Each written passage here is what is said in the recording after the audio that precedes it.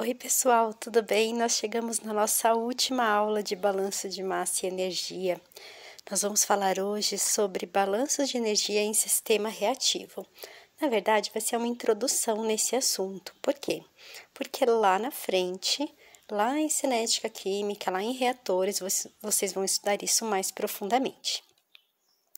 Eu sempre começo relembrando o que a gente já estudou, mas hoje eu vou mostrar para vocês como é que a gente concluiu essa componente curricular.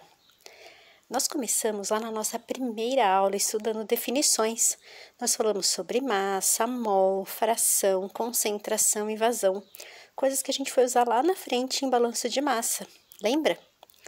Depois, nós vimos sobre os processos químicos. Nós definimos como batelada, contínuo e semicontínuo, ou semibatelada. Depois, nós estudamos sobre fluxograma. Depois, foi a parte de balanço de massa. Nós vimos balanço de massa sem reação, numa única unidade, em mais de uma unidade e com reação. Depois, nós estudamos a parte de reciclo e bypass, também no balanço de massa. Entramos, então, no balanço de energia, que é a parte final da nossa componente curricular. Falamos sobre os gráficos termodinâmicos, falamos sobre o balanço de energia em sistema fechado e em sistema aberto. E na aula de hoje, nós vamos finalizar essa componente curricular, falando sobre balanço de energia num sistema com reação. Agora, vocês já são capazes de juntar todas essas informações para fazer um cálculo de balanço de massa e energia num fluxograma, que é o trabalho que vocês vão me apresentar. Nós vamos começar nossa aula de hoje relembrando os tipos de reação que nós temos. Nós temos uma reação que pode ser endotérmica, quando ela precisa de calor para ocorrer e ela é uma reação não espontânea, e uma reação exotérmica, quando a gente precisa retirar calor do sistema. Por quê? Porque ela emite calor quando ela ocorre. Então, para a gente manter sempre a temperatura constante no nosso sistema, para que a gente não tenha variação na qualidade do nosso produto, a gente precisa retirar calor. Os reatores, eles operam de duas maneiras. De uma maneira isotérmica, quando a temperatura ela é constante e uniforme ao longo de todo o reator. Isso quer dizer que a gente tem conversão constante, volume constante, tudo constante dentro desse reator. Mas nós temos também o caso que eles operam quando eles não são isotérmicos. Existem duas maneiras dele ser não isotérmico. A primeira dela é quando a gente tem a a temperatura variando ao longo de todo o reator. Então, posso ter aqui uma temperatura, depois de um tempo aqui outra temperatura, aí nesse lugar, no momento, uma temperatura e depois outra temperatura. Então, a gente tem um sistema onde a gente tem variação de temperatura ao longo do reator, devido à nossa reação ser endotérmica ou exotérmica. Mas a gente também tem o caso de um reator não isotérmico, isto é, que a temperatura varia ao longo do reator, mas que ela permanece naquela mesma temperatura naquele ponto do reator. Então, aqui, por exemplo, a minha temperatura é de 50 graus. Aqui ela é de 55, mas não importa o tempo cronológico do relógio. Aqui vai ser sempre 50, aqui vai ser sempre 55. Então, ela varia ao longo do reator, mas naquela posição ela é constante. E isso a gente chama de um reator ideal não isotérmico. E, na verdade, a gente tenta fazer com o nosso reator, que o nosso reator seja o mais próximo possível desse ideal.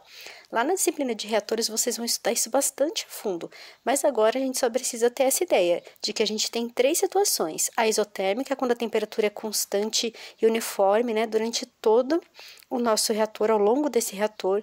Quando ele é não isotérmico, mas naquela posição a temperatura é sempre a mesma, ou quando ela varia não uniformemente em todo o reator.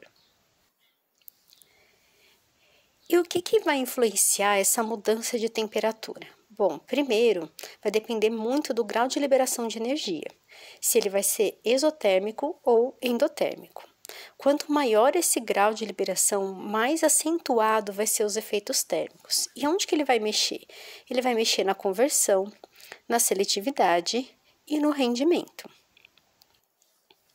E aonde que ocorre o efeito da temperatura? Esse efeito ele vai ocorrer na constante cinética. E o que é isso?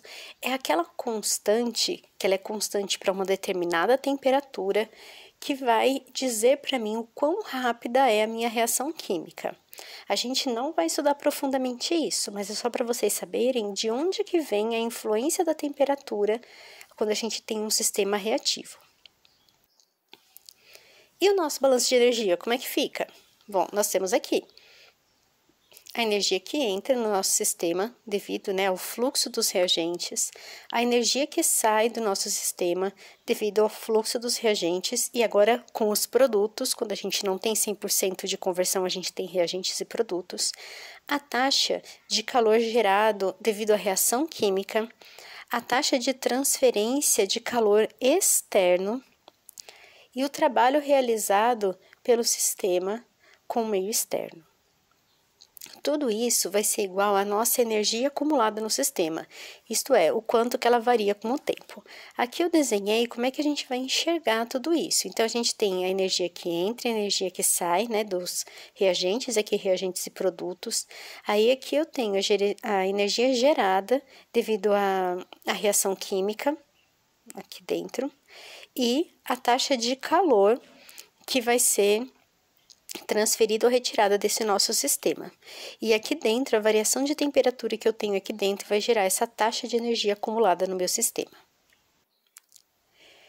Escrevendo matematicamente esse balanço de energia, como é que fica? É a energia que entra devido aos nossos componentes, sejam eles reagentes ou produtos, a energia de saída, então o que entra e o que sai, então eles têm a ver com o fluxo, então é o fluxo vezes a energia de cada componente, a somatória da energia de cada um deles. O calor gerado, o calor externo, o calor gerado na reação química, o calor externo, o trabalho realizado e a variação da energia ao longo do tempo. Essa daqui é o balanço de energia, essa equação é do balanço de energia para um sistema completo, aberto, porque eu tenho entrada e saída de fluxo. Vamos falar um pouquinho sobre cada termo que a gente tem nessa nossa equação. Primeiro, sobre o trabalho realizado. O trabalho realizado é devido ao fluxo do nosso componente ali no meio. Então, ele tem a ver com a sua pressão e o seu volume. O trabalho que entra é um trabalho negativo, devido aquela convenção de sinais que a gente estava utilizando, e o trabalho que sai, ele é positivo. Então, notem aqui que a gente tem o fluxo multiplicado pelo PV, que eu vou falar isso lá na frente de novo.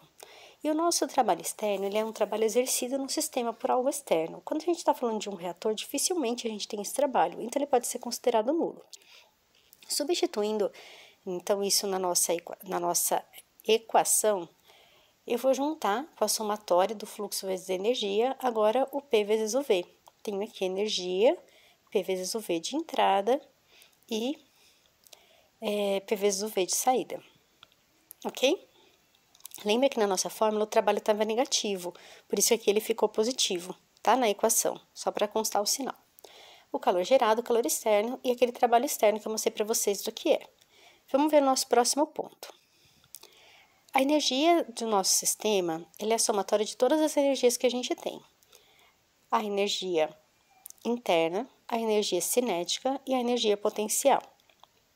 Quando a gente está falando de um reator, a energia cinética e a energia potencial ela é muito pequena em relação à energia interna que a gente tem.